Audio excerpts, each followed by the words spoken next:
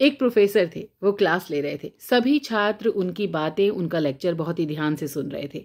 लेकिन उनमें से एक छात्र ऐसा था जो उस क्लास में बहुत ही गुपचुप और गुमसुम सा बैठा हुआ था, बहुत ही उदास सा था। प्रोफेसर ने ये चीज़ देख ली। वो पहले दिन ही इस चीज़ को भाप गए थे कि ये जो स्टूडेंट है इसका मन नहीं लग रहा, ये बिल्कुल चुपचाप और गुमसुम है। उन्होंने 8-10 दिन इसी बात को नोटिस किया और फिर 8-10 दिन के बाद उन्होंने उस छात्र को अपने केबिन में बुलाया और पूछा कि तुम ऐसे चुपचाप और गुमसुम क्यों बैठे बैठे रहते हो क्लास में, क्यों बातचीत नहीं करते, क्यों जवाब नहीं देते। तो उस छात्र ने थोड़ा हिचकिचाते हुए कहा कि सर, मेरे अतीत में कुछ ऐसा हुआ जिसकी वजह से मैं परेशान रहता हूँ और कुछ चीज़ें मुझे परेशान करती रहती हैं। प्रोफेसर ये सब सुनते हैं और उसके बाद उसको बोलते हैं कि ठीक है, शाम को मेरे घर पर आकर मुझसे मिलो। छात्र कहता है ठीक है। शाम को वो छात्र प्रोफेसर के घर पे पहुंच जाता है। प्रोफेसर उनको अंदर बुलाते हैं, बिठाते हैं और फिर स्वयं किचन में शिकंजी बनाने के लिए चले जाते हैं। वो जानबूझकर शिकंजी में नमक थोड़ा ज़्यादा डालते हैं। फिर किचन से बाहर आकर शिकंजी का ग्लास उस छात्र को देते हैं और कहते हैं ये लो शिकंजी।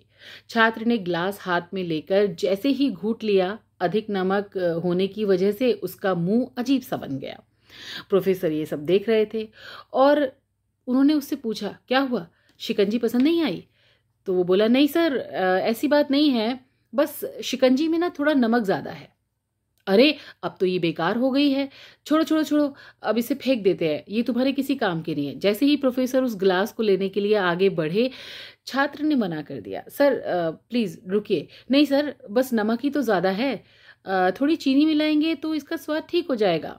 ये बात सुनकर प्रोफेसर गंभीर हो गए और उन्होंने कहा सही कहा तुमने, अब इसे समझ भी जाओ। ये शिकंजी जो है वो तुम्हारी जिंदगी की तरह है। इसमें घुला हुआ नमक तुम्हारे अतीत के बुरे अनुभव हैं। जैसे नमक को शिकंजी से बाहर नहीं निकाल सकते, वैसे ही उन बुरे अनुभवों को भी तुम्हारे जीवन से अलग नहीं कर सकते। वो बुरे अनुभव भी जीवन का हिस्सा ही हैं। लेकिन जिस तरीके से चीनी घोलकर शिकंजी का स्वाद हम बदल सकते हैं, वैसे ही बुरे अनुभवों को भूलने के लिए जीवन में मिठास तो घोलनी ही पड़ेगी ना। इसीलिए मैं चाहता हूं कि तुम अब अपने जीवन में मिठास घोलो। प्रोफेसर की बात छात्र को समझ में आ गई और उसने निश्चय किया कि अब वो अपनी बीती हुई बातों को भूल जाएगा और उनसे परेशान नहीं होगा। तो दोस्तों, जीवन में अक्सर हम अतीत की बुरी यादों को, उन अनुभवों को याद करके दुखी होते रहते हैं। इस तरह हम अपने वर्तमान पर ध्यान नहीं दे पाते और कहीं ना कहीं अपना भविष्य बिगाड़ लेते हैं।